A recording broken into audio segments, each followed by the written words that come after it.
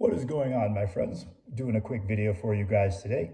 You may notice a small decrease in either the video or the audio quality. That is because I'm filming this video on my phone.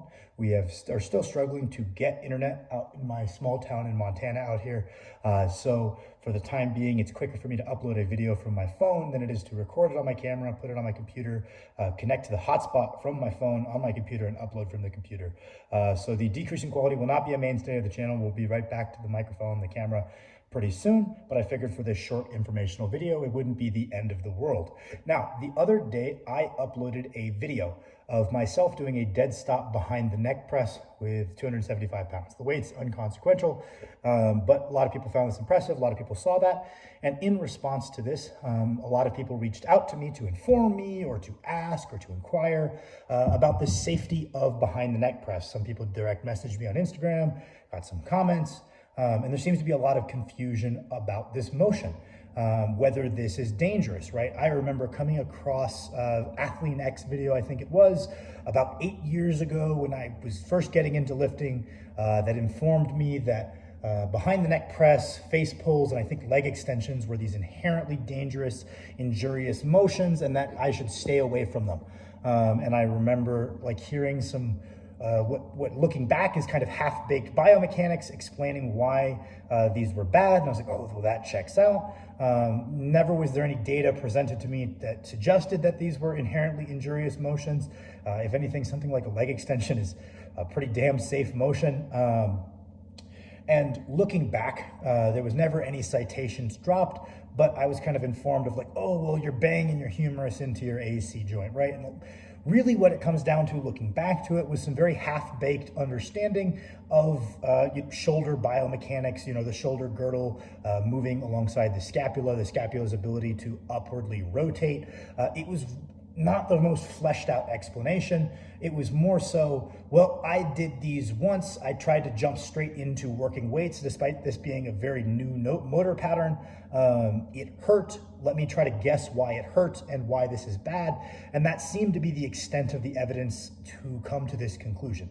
So I'm going to start out by trying to give you guys what I think is the most well-rounded way for you to make an informed decision about this motion, kind of come at this from a couple of perspectives and let you kind of know what the evidence within our space, the evidence outside our space, what that looks like so you can come to your own conclusion. There is no formal evidence to suggest that loading vertical press in a slightly more externally rotated position is inherently harmful, inherently more dangerous, anything like that. Moreover, there's not really any evidence to suggest that any one position is inherently super dangerous.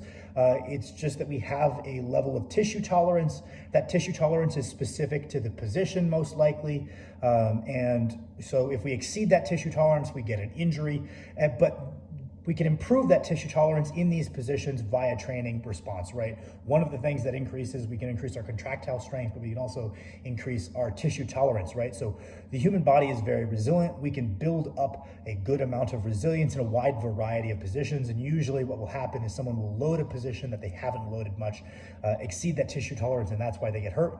But had they selected and gradually progressed loads, we can even get into some funky positions, right? Oftentimes on YouTube, you'll hear people talk about Snap City indefinitely.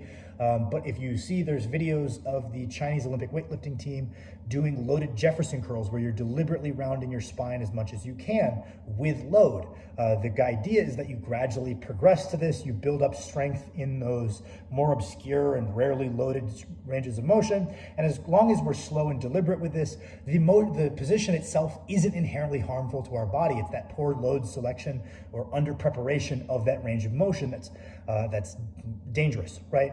But that being said, just like any other motion, there is probably a percentage of the population for whom this is not a good motion. The same thing could be said about anything. It used to be said that a deep squat was bad for your knees. Again, we found this kind of, hey, no, as long as we gradually progress the loading within these range of motions, it's actually probably therapeutic for our knees. It's healthful for our knees to strengthen those end ranges. It used to be that someone would go try to do a deep squat, they would hurt the next day, and they would tell people it's a bad exercise. We've kind of come away from that and realized that that isn't the case. But that being said, there is going to be a percentage of people based on their hip anthropometry, so the depth and the angle of their hip sockets, for whom a really deep squatting position isn't going to be viable. I don't know what percentage of the population that is. I don't think anybody does. But that being said, for a certain percentage of people, this just isn't the best motion. We're probably going to get better results looking to different motions for that person to challenge the same musculature, right? Just because it's bad for a certain percentage of people doesn't mean it's a bad exercise. And the same thing can be said about these behind the neck presses. There's probably a percentage of people for whom their shoulder anthropometry dictates that this will probably never be a super viable motion for them. You could even, if you wanted to, speculate that potentially there's a bigger percentage of people for whom behind the neck press isn't going to be accessible than a deep squat.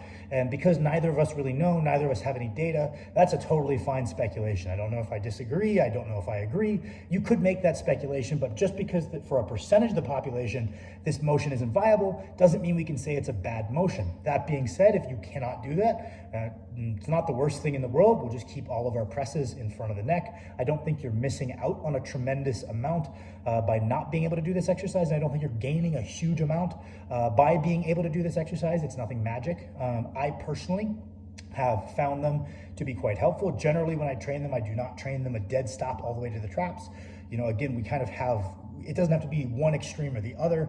I generally train them to about ear level just because that's what's comfortable for me. And they have always served as a good and productive shoulder accessory for my overhead strength.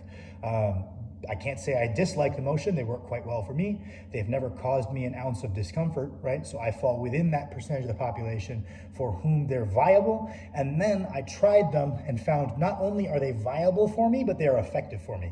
So I'm just trying to give you guys all the tools that you might need, right? More than likely, you're going to be able to build up a tolerance in that position, build up strength in these ranges of motion. And then you might be one of the people for whom this is a viable motion. You give them a try, and then you find whether you're one of the people who's going to see a significant amount of benefit from them. Lots of people have trained them through history with a great amount of success. There's nothing to really suggest that these are inherently this dangerous exercise that's going to destroy your shoulders. If we look back, Big Z did a lot of behind the neck Smith pressing. Lots of old school shot putters did lots of behind the neck jerks. There's a lot of people, Ed Cohn had a dedicated shoulder day where his primary motion was a seated behind the neck barbell press. There's lots of people who have used this motion with success. And that's not to say that this motion is magic, but it's to say it's probably something that's worth maybe messing around with at some point in your training. But if you can't do it, don't beat yourself up. You're not missing out on very much at all.